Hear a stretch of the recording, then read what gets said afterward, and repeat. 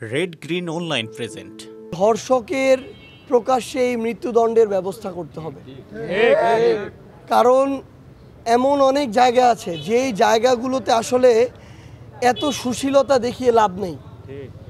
একটা সময় ছিল এই বাংলাদেশে যখন প্রচুর অ্যাসিড নিক্ষেপ হতো, যখন অ্যাসিড নিক্ষেপের সর্বোচ্চ শাস্তি মৃত্যুদণ্ড করা হলো, এরপর থেকে কিন্তু এটা অনেক কমে গিয়েছে। তো এমন কিছু মানুষ আছে আসলে যাদেরকে তারা যেরকম ডিজার্ভ করে তাদেরকে তাদের বিরুদ্ধে সেরকমই শাস্তি দিতে হবে, অ্যাকশন নিতে হবে।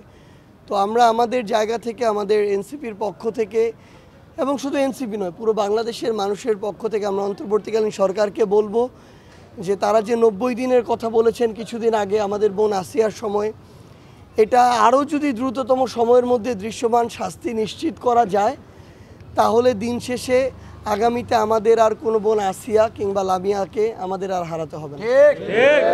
স্বাভাবিকভাবেই মানে একটা মানুষ যখন বিবেকবোধ হারিয়ে ফেলে তখন এই ধরনের নৃশংস ঘটনার সাথে জড়িত হয়, কিন্তু তারপরও মানুষের ন্যূনতম যদি বিবেকবোধ থাকে, অন্তত এইটুকু মাথায় কাজ করবে যে তার বাবা এই অভ্যুত্থানের একজন শহীদ। কিন্তু সেটাও আসলে যেই নরপশুর মাথায় কাজ করেনি, আমরা বাইরে থেকে কিভাবে বুঝবো যে কার মাথায় কি চলছে। কিন্তু আমাদের জায়গা থেকে, আমাদের জুলাই শহীদ স্মৃতি ফাউন্ডেশন কিংবা আমাদের পক্ষ থেকে, স্পেশালি আমাদের ফাউন্ডেশনে কাজ করে আমাদের সেবন্তী, তিনিও একজন শহীদের বোন, এখানে স্নিগ্ধ রয়েছে, তারা খোঁজ খবর নেয়। আজকেও সন্ধ্যা 7টার দিকে সেবন্তী তাদের বাসায় গিয়েছিল, একসাথে কথা বলেছে, গল্প করেছে, সেই ছবিও মাত্র সেবন্তী আমাকে দেখালো। তো কিন্তু ওই যে মনের ভিতরে কি চলে, এই যে ট্রমা, এটা থেকে তো বের হওয়া এত সহজ বিষয় নয়। হয়তো একজন মানুষ আসে, তার সামনে একটু হাসি মুখে কথা বলে, কিন্তু মনের ওই দুঃখটা তো সবার সামনে প্রকাশ করা যায় না।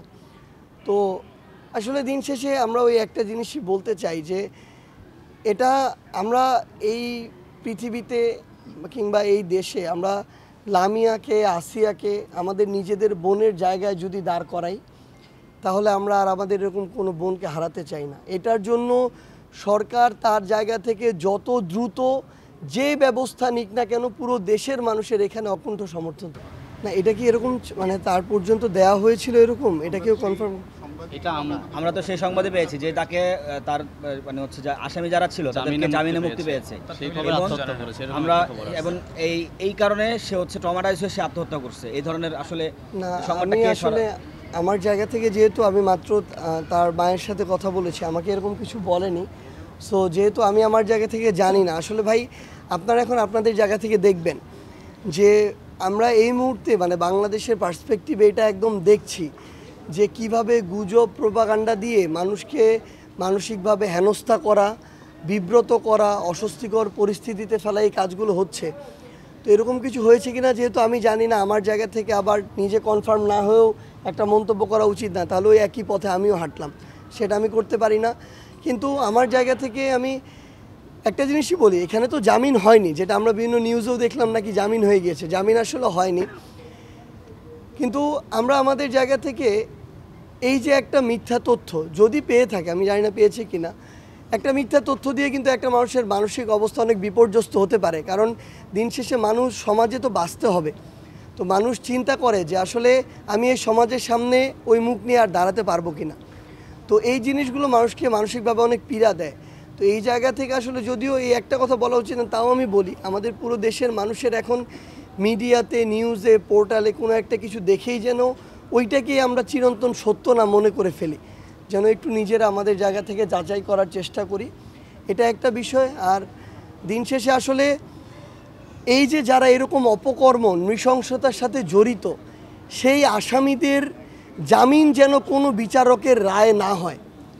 যেই বিচারক এমন একটা মামলার একজন আসামির জন্য লড়ে কিংবা জামিন নেয়ার ব্যবস্থা করে, কিংবা যেই আইনজীবী এই জামিন নেয়ার জন্য লড়ে, আমরা মনে করি যে তাদের ওই বিবেকবোধের জায়গাটুকুও তারা প্রফেশনালিজমের জায়গায় হারিয়ে ফেলেছেন।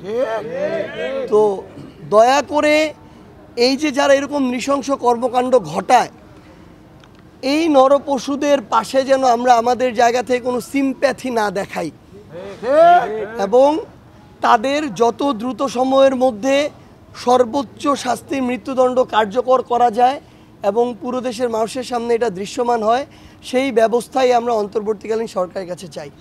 এই বিশেষ প্রতিবেদনটি যদি আপনাদের ভালো লেগে থাকে অথবা উপকৃত হন তাহলে অবশ্যই এই চ্যানেলটি